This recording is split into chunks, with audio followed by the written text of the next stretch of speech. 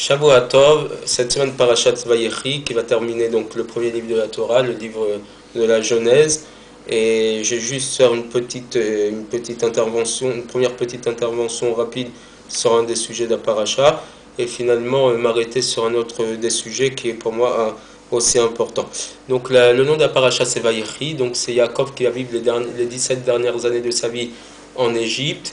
D'accord, la paracha va essentiellement parler de sa disparition, pourtant on l'appelle la paracha de Vayechi. Il a vécu, on parle de la vie. Et donc ça se rapproche de ce que le Talmud va dire. Yaakov Avinu l'omet, Jacob notre père n'est pas mort, Mazaro Bachaim puisque sa descendance est en vie, Afu Bachaim lui-même est en vie.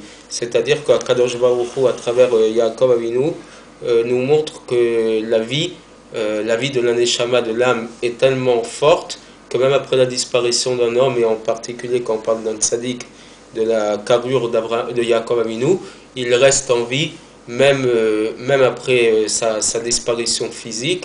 Et c'est la raison pour laquelle on dit que chaque neshama, même après avoir quitté ce monde, elle reste en vie et elle participe à la progression de sa famille, à apporter de la joie et de la bénédiction à sa famille, puisque c'est un ange gardien qui se trouve en haut. Et on peut demander à nos chers disparus de prier pour nous, parce que finalement, même s'ils ne sont pas là physiquement pour nous donner des bénédictions, leur force est telle que la bénédiction qu'ils nous donnent de là-haut, elle a encore plus d'impact. Donc c'était pour avoir une pensée pour mes amis qui en ce moment vivent des moments difficiles après la disparition d'être proches de parents, de grands-parents, et leur dire qu'il ne faut pas croire que leurs disparus sont partis. Ils existent à travers eux-mêmes, à travers leur descendance, à travers leurs enfants qui font des mitzvot, qui font des bonnes actions pour leur aliyat aneshama, pour l'élévation de leur âme, mais aussi grâce aux mitzvot, aux bonnes actions qu'ils ont eux-mêmes fait de leur vivant, parce que ces bonnes actions-là les accompagnent même dans la vie de l'au-delà, et elles les protègent de par ce qu'elles représentent. Ça, c'était une première intervention, mais j'aimerais aussi m'arrêter sur ce qui va être lu un peu plus tard dans la paracha. C'est que juste avant sa disparition, Yaakov Avinu, donc il va bénir Ephraim ou Ménaché, donc les deux fils de Yosef, de son fils Joseph. Il va inverser l'ordre des mains, il va mettre la main droite sur son petit-fils cadet et mettre la main gauche sur l'aîné. Et malgré que Yosef va lui dire, mais tu te trompes dans ta manière de poser les mains sur leur tête, mais c'est pour dire que le fils cadet Ephraim sera plus grand que que le petit-fils aîné, et la bénédiction qu'il va leur faire, qui va dire, c'est que Ephraim et Ménaché lui sont considérés comme Reuven et Shimon, ses propres fils, d'accord, et c'est la raison pour laquelle Yosef, qui n'est pas représenté dans les 12 tribus d'Israël, au même titre que son frère Lévi, qui lui représente les Kohanim, donc ceux qui servent dans le temple, c'est ces deux fils qui vont prendre sa place dans les 12 tribus. Finalement, c'est comme si qu'on avait 13 tribus, mais en enlevant Lévi et Yosef, et en mettant Ephraim et Ménaché, qui sont les petits-fils de Jacob, il est en train de montrer que ses petits-fils sont comme ses propres fils, et il leur donne la même bénédiction patriarcale que ce qu'il donne à ses propres fils. Et donc, finalement, la descendance d'un homme peut être représentée par ses petits-enfants. Et juste avant donc de partir, de quitter ce monde, il va bénir les 12 tribus d'Israël selon leur mérite. Mais juste avant de les bénir, qu'est-ce qu'il va dire? Il va les rassembler, il va dire « Easfu, rassemblez-vous, Vagidalachem, je vais vous raconter, je vais vous dire, Et asharikra etrem bacharitayamim, ce qu'il va vous arriver à la fin des temps. » Et Rashi nous explique qu'en vérité, il veut leur dévoiler la fin des temps. Il veut leur donner la date de la venue de Mashiach. Et juste au moment où il va dévoiler la date qui lui était connue, on nous dit Venistalka mimenu shechina, la shechina, donc la présence divine, a disparu. L'esprit divin, le Ruach HaKodesh, l'esprit prophétique par lequel il aurait pu leur donner la date de la venue de Mashiach, lui a été enlevé, et il n'a pas pu révéler l'heure de la venue de Mashiach. D'accord, c'est Akadosh Baruch Hu qui lui a donc empêché de dévoiler à ses fils et aux générations futures quand est-ce que Mashiach allait venir. il n'y a aucun doute que Yaakov Avinu, il n'a pas voulu dévoiler la fin des temps, rien que pour dévoiler, pour contenter la curiosité de ses enfants. C'est pas comme ça qu'il voit, lui, la vie. C'est pas la curiosité qui va lui permettre de leur dévoiler la fin du temps. Il est clair qu'il est certain qu'il a vu en ça une aide, une utilité pour eux et pour l'ensemble du Ham Israël. Donc c'est pas par curiosité, mais parce qu'il voulait leur apporter quelque chose. Mais simplement cette chose réveille un certain étonnement. A priori, non seulement ça n'aurait pas aidé de dévoiler la date de la fin du temps, mais au contraire, ça aurait pu révéler encore un dommage plus important. Si Jacob leur avait révélé que la venue de Mashiach viendrait plusieurs milliers d'années plus tard, et la preuve c'est que plusieurs milliers d'années plus tard, Mashiach n'est pas encore venu. S'il leur avait dit que si Dieu veut, Mashiach allait venir, j'espère, en 5775, puisqu'on est dans cette année-là, espérons que ce soit cette année, ça aurait apporté chez eux une certaine dose de désespoir, de déprime.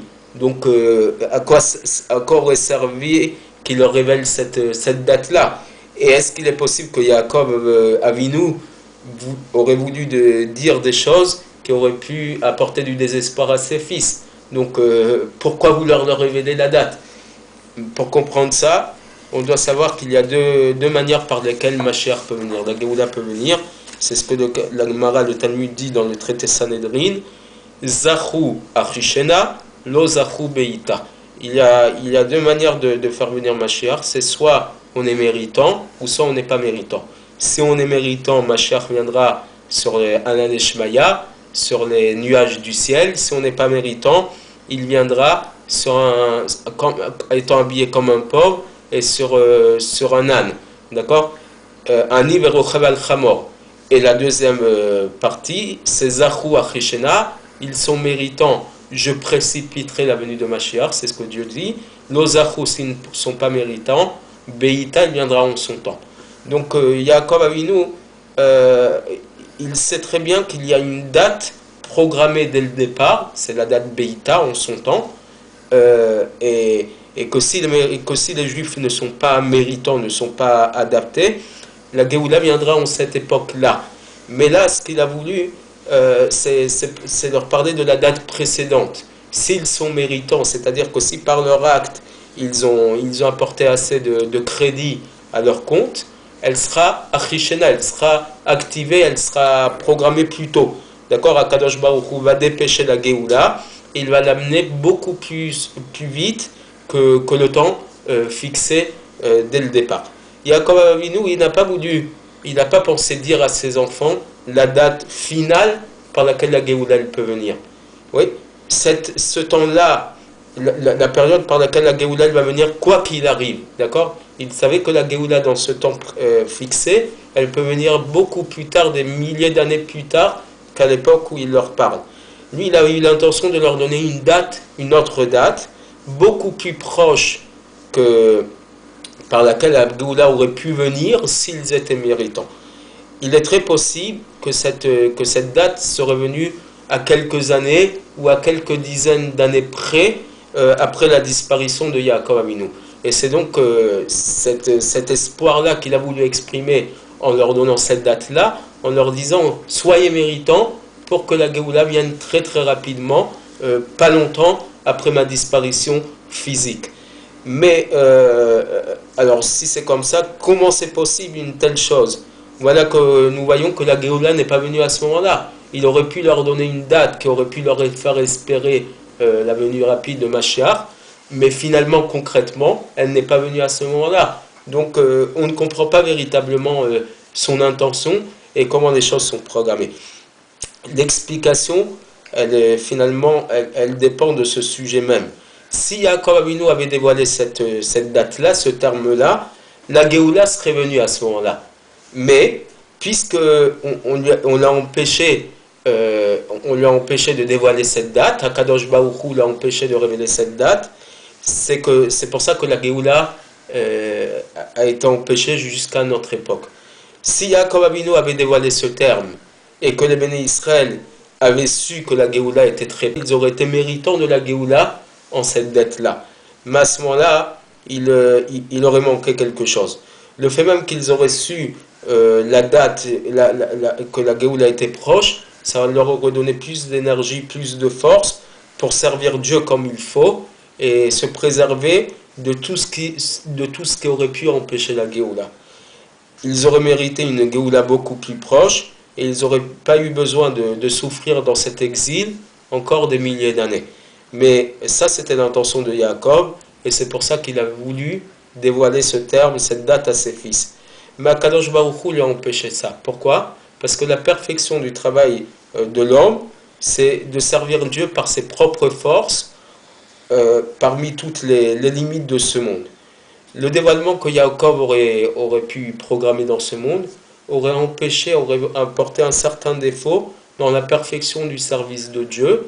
On n'aurait pas servi Dieu d'une manière désintéressée, on aurait servi Dieu almenat et kabel peras, avec l'intention de recevoir un cadeau, un salaire. Quel salaire? Celui de la Géoula. Et à ce moment-là, on aurait fait rentrer dans notre vie une dimension qui dépasse les structures du monde, d'accord? Et c'est pour ça que la Shekhinah a disparu à ce moment précis. Jacob savait que ce dévoilement-là aurait apporté un défaut dans la perfection du travail, du service de Dieu, mais il a voulu dépêcher tout au possible la sortie de la galoute. Pourquoi? Parce que lui pensait à ses enfants, aux souffrances qu'ils vivent dans l'exil et aux souffrances que les générations futures allaient souffrir dans l'exil. Il savait très bien ce qui allait arriver plus tard, que l'ensemble de l'humanité allait se diriger contre le peuple d'Israël, allait faire souffrir au maximum les Juifs, à l'époque de la destruction des temples, à l'époque de la Shoah, etc. etc. Et lui, par amour pour ses enfants, il a voulu activer la Géoula au détriment du service, de la perfection du service d'Hachem. Mais Akadosh Baruch Hu, lui, qu'est-ce qu'il veut? Il veut que la Géoula vienne dans sa perfection totale, par un service que ses enfants font, et c'est pour ça qu'il a empêché à Jacob de dévoiler le terme, pour justement donner aux Juifs la possibilité d'attraper, de saisir, de percevoir la Géoula parfaite, par un service de Dieu parfait. Mais finalement, la demande d'un tzaddik ne reste pas vaine, et lorsqu'il promet, lorsqu'il veut quelque chose, ça laisse un certain impact, une certaine trace, même pour ses enfants. Et donc, elle sert comme un enseignement éternel. Bien que, dans les faits, ça ne s'est pas fait, mais il nous a donné un enseignement éternel. Un juif doit demander, exiger d'Akadosh Baruch Hu qu'il amène la Géoula, la délivrance, très rapidement. Cette demande en tant que telle, elle lui donne de l'aide et un grand encouragement pour servir son Créateur. Et comme nous le voyons clairement et concrètement, c'est que quand on dit à un juif Ine Mashiach ba, sache que Mashiach est sur le point de venir et nous voulons Mashiach immédiatement, ça le réveille, ça lui donne une certaine force pour qu'il n'y ait aucune chose qui empêche que Dieu préserve la Géoula. Cette semaine va tomber un jeûne important, c'est le jeûne du Distevet.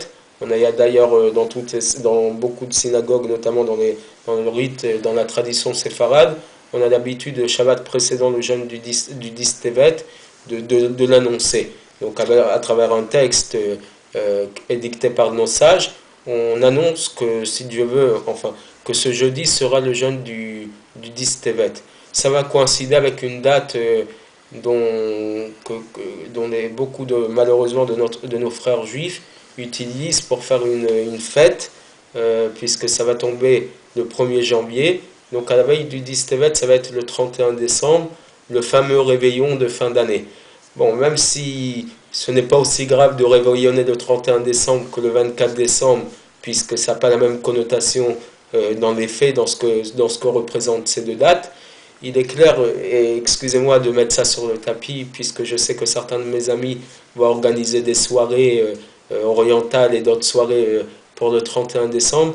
J'aimerais que ceux qui sortent ce soir-là, le 31 décembre, pour faire la fête, qui ne mettent pas trop en avant le fait que ce soit la fin de l'année, la nouvelle année, peut-être plus particulièrement cette année que les autres années, puisqu'en général, c'est très rare que le 31 décembre, tombe en même temps que le jeûne du 10 Tevet, mais puisque cette année ça tombe à la date du 10 Tevet, et que le 10 Tevet, Asara Tevet, est une date particulièrement difficile, c'est le seul des 3 jeûnes qui représente la destruction du temple, puisqu'on a le jeûne du 17 Tammuz, on a aussi le jeûne plus difficile du 9 Av, qui lui représente la destruction des 2 temples.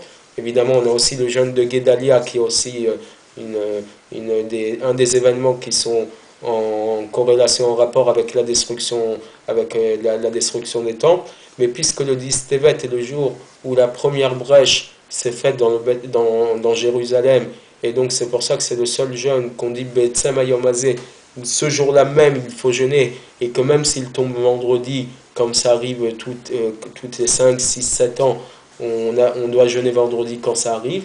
Donc puisque c'est un jeûne aussi important, s'il coïncide avec cette date-là, il faut peut-être cette année mettre un peu moins l'accent sur la fête que certains vont faire, bien que ce soit un moment de rencontre, mais j'estime que ce moment de rencontre, on aurait très bien pu le faire pendant la fête de Hanouka, ça durait pendant 8 jours, c'était vraiment le moment adapté pour réunir sa famille, pour sortir, pour faire des fêtes qui sont liées avec la spiritualité.